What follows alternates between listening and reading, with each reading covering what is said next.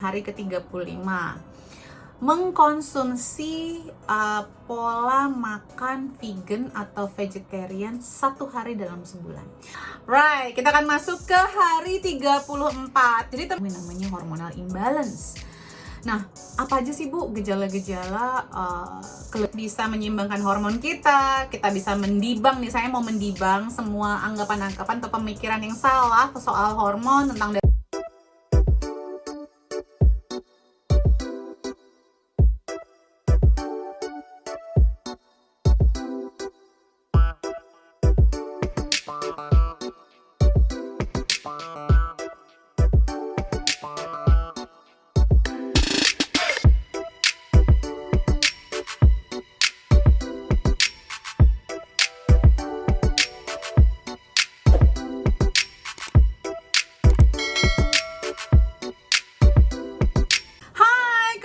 bersama saya Debbie Jamari, your favorite naturopathic practitioner.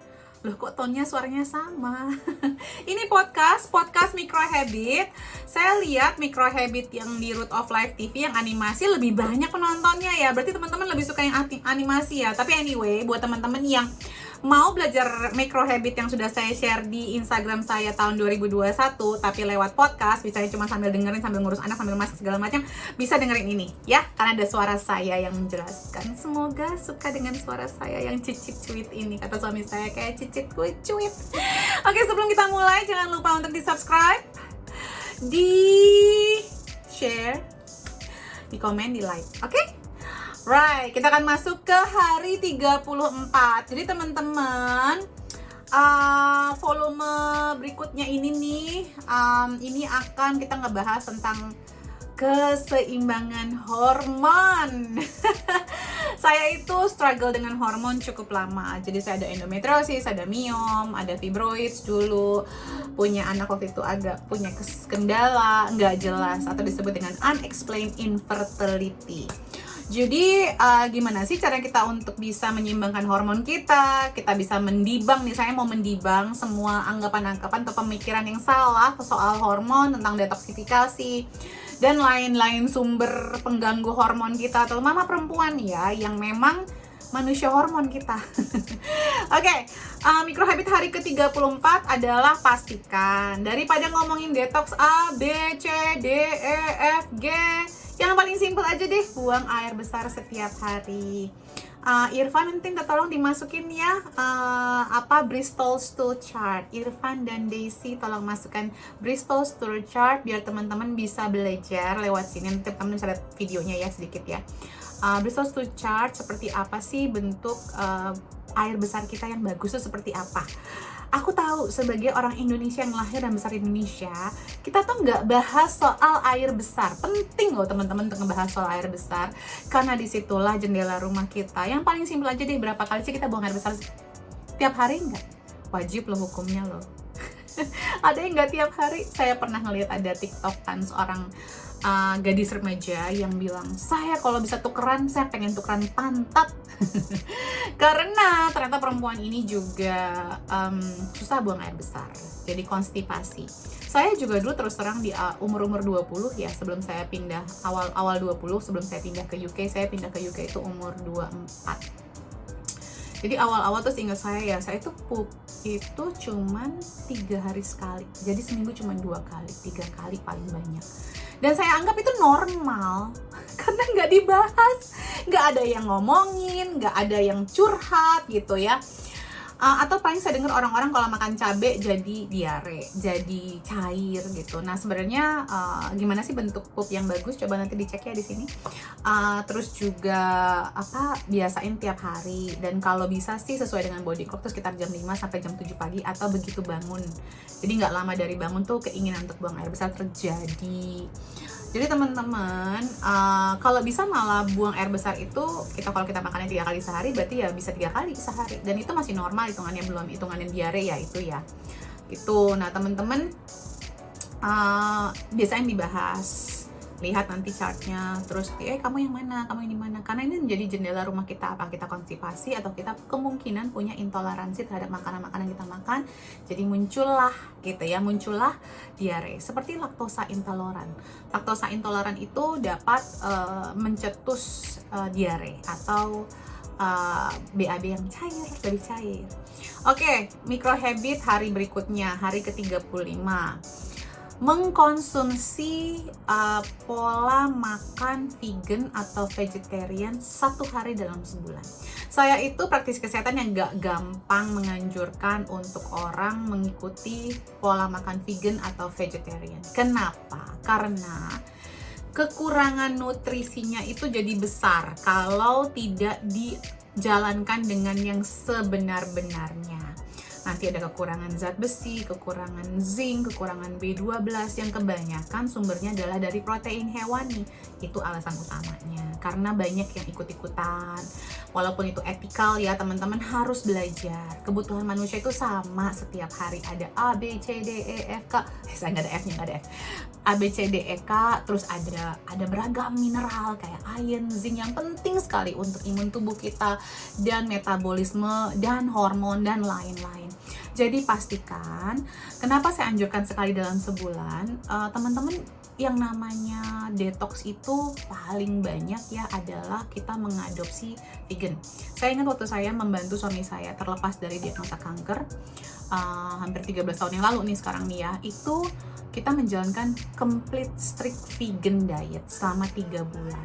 Naturopath kami bilang itu untuk membersihkan darahnya. Jadi banyak antioksidan. Jadi tapi bukan vegan yang kita pengganti daging, pengganti ini, enggak. Jadi semuanya alami.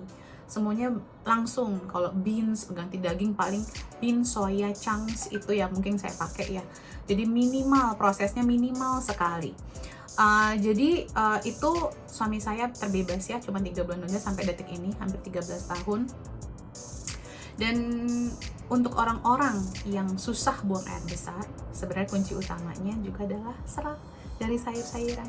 Ini saya gemas karena di Indonesia banyak yang menyarankan hal yang salah nih, anak-anak sayuran hanya diperkenalkan aja, nggak penting. Nanti malah ada yang menyatakan kalau serat dari sayuran itu bisa menghalangi penyerapan nutrisi. Aduh, zat anti nutrisi itu bisa dihilangkan dengan dimasak kok ya teman-teman. Dan nggak semua sayuran ada zat anti nutrisinya.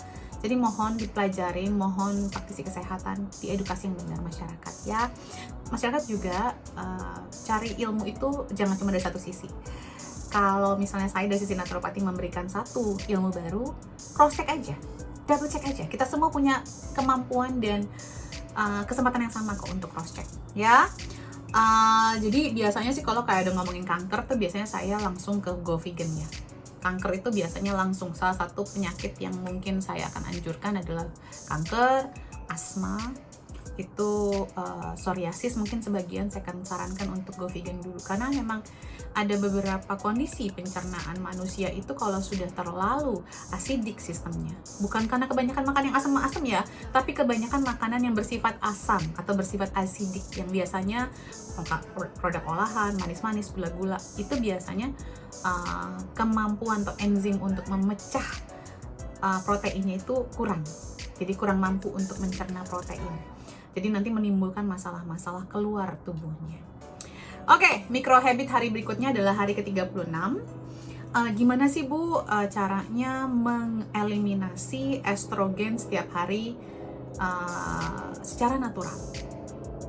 Nah sebenarnya estrogen sendiri itu dibutuhkan. Yang bilang estrogen itu jelek tuh nggak ada ya. Estrogen kalau berlebih itu yang bermasalah. Dan kenapa tubuh manusia yang harusnya bisa mengeliminasi segala apapun yang berlebihan? Karena ada sistem homeostasis ya dalam tubuh manusia ya teman-teman. Kalau yang belum tahu ini bisa cek apa naturopati itu. Ada di situ soal homeostasis saat ikutan basic naturopathic workshop ya. Di Root of Life UK bisa daftarnya, dicek kapan jadwalnya bisa muncul lagi. Nah, gimana sih caranya kalau sudah ada estrogen yang berlebih, tubuh kita mampu gitu ngeluarinnya? Karena itu yang paling penting untuk menjaga agar tubuh kita tidak mengalami namanya hormonal imbalance. Nah, apa aja sih Bu gejala-gejala kelebihan estrogen biar kita lebih aware ya? Perut sering kembung, rasa nyeri dan pembengkakan di payudara, benjolan di fibrosistik di payudara, berkurangnya libido atau keinginan melakukan hubungan intim, mens yang nggak teratur, PMS yang nggak nyaman, mood swing, sakit kepala, kenaikan berat badan, anxiety dan panic attack, rambut rontok, tangan dan kaki yang dingin, gangguan tidur, mudah mengantuk atau fatigue, mudah lelah, dan masalah dengan memori. Nah, gejala spesifik pada laki-laki, jadi ketidakseimbangan hormon ini bukan hanya terjadi di perempuan ya, tapi laki-laki juga. Ada gangguan ereksi, terus man boobs atau payudara membesar pada laki-laki, jadi ada payudaranya ya. Terus juga susah mendapatkan keturunan atau gangguan kesuburan. Nah, sebenarnya gimana caranya? Nanti kita akan bahas di hari-hari berikutnya. Jadi sebenarnya cara yang paling aman adalah dengan cara natural. Ya, sesuatu yang paling saya akan anjurkan adalah mengkonsumsi cruciferous vegetable, sayuran sawi-sawian setiap hari. Kalau yang sudah punya masalah, silahkan konsumsi sampai 500 gram tiap hari. 500 gram tiap hari, banyak banget Bu. Yes, memang banyak. Tapi teman-teman, kalau kita pikir-pikir ya, sayuran itu penting, banyak sekali mikronutrisinya. Terus juga sayuran itu membantu, ada glutathionnya, sulfurnya yang membantu detoksifikasi liver kita. Jadi jangan pelit-pelit, coba pelan-pelan ditingkatkan, minimal 400 gram deh ya. Atau paling-paling nih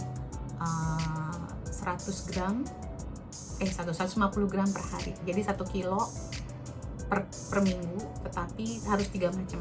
Jadi ada brokoli, kembang kol, asparagus, kale, terus juga sawi putih, sawi hijau gitu ya. Oke, berikutnya microhabit hari ke-38. Ganti makeup dengan makeup yang bebas racun. Teman-teman, saya ini sebenarnya punya masalah hormon imbalance dulu ya. Lumayan parah. Tadi saya sempat ada miom, ada endometriosis, fibroid, gangguan pengen punya hamil, segala macam. Saya juga punya riwayat hipotiroid dari mama saya. Nah, satu hal yang saya rubah adalah ke-37 dulu dong. Tadi kan 36. Bentar ya. 34, 35, 36, 37 dong. Salah. Ntar ya makeup belakangan. Selain tadi sayur-sayuran, kita satu sih yang paling simpel adalah mengkonsumsi 1 sendok putih kunyit sama 1 sendok teh jahe setiap hari. Nah, itu nggak harus 1 sendok teh dimakan begitu aja, tapi bisa dibikin golden milk, dimasukin ke chai tea, dibikin teh jahe atau apapun tadi dimasukin dalam makanan kita atau dalam smoothies kita. Jadi kunyit dan jahe ini bermanfaat meningkatkan fungsi hati sehingga membantu detoksifikasi kelebihan estrogen gitu ya teman-teman. Baru deh bahas make up. Jadi saya microhabit 38 tuh saya berubah tuh makeup saya karena saya sadarin ternyata waktu itu saya lagi pakai banyak produk makeup saya itu adalah dari Body Shop yang saya pikir tuh natural, ternyata ada parabennya. Jadi teman-teman cek ya. Dan paraben tuh ada methyl paraben lah, apalah. Nah, kalau methyl paraben tuh lebih gampang diserap lagi tuh parabennya tuh. Paraben semua bentuknya, merkuri, triclosan, formaldehyde, sodium lauryl sulfate atau SLS, paraformaldehyde, methylene glycol, guaternium 15 phthalates, dibutyl dan diethylhexyl phthalates, isobutyl dan isopropyl paraben, titanium dioxide, sodium lauryl sulfate atau SLS. Udah diulang 2 kali ya. Nah, sekarang ada nih mungkin di komunitas muslim banyak yang sudah mengeluarkan list bahan-bahan yang tidak aman atau halal dalam kosmetik dan skincare. Jadi jangan hanya cek bahan halal aja, tapi juga cek bahan ini aman apa enggak buat kesehatan kesehatan hormon saya. Teman-teman nggak usah maksudnya kayak langsung panik terus buang semuanya, pelan-pelan aja, dikurangin, diganti. Dan saya sering banget seneng banget ya sekarang makin banyak produk lokal Indonesia yang aman gitu. Terus kasih tahu nih anak-anak gadis kita. Saya kan dulu juga sering pakai makeup, mulainya juga dari gadis ya, dan mama saya tuh nggak terlalu concern soal itu. Ternyata itu yang menjebloskan saya. Dan saya juga dulu sempet jadi artis cilik zaman-zaman TVRI sama TPI itu zaman dulu. Nah, itu saya sering di makeup, jadi kemungkinan itu juga yang mengkontribusi kondisi gangguan hormonal saya. Jadi teman-teman, tadi tips-tips yang sudah saya sharekan itu luar biasa loh. Kalau yang ini aja teman-teman jalanin ya, pasti membawa perubahan yang signifikan dalam keseimbangan dan kesehatan hormon teman-teman. Oke? Semoga ini bermanfaat. Jangan lupa untuk di-share, dan teman-teman yang belum subscribe sekarang. Subscribe, di like, di komen. Nanti saya kalau ada waktu saya jawab komennya ya. Terima kasih atas supportnya. Biar logaritme dari akun ini bisa bertambah, dan makin banyak yang mendapatkan manfaatnya, dan kita semakin berkembang, kita bisa terus memberikan edukasi-edukasi yang membantu teman-teman semua untuk sehat lebih alami ala naturopati. Terima kasih udah menonton, dan I love you. Salam sehat selalu. Bye.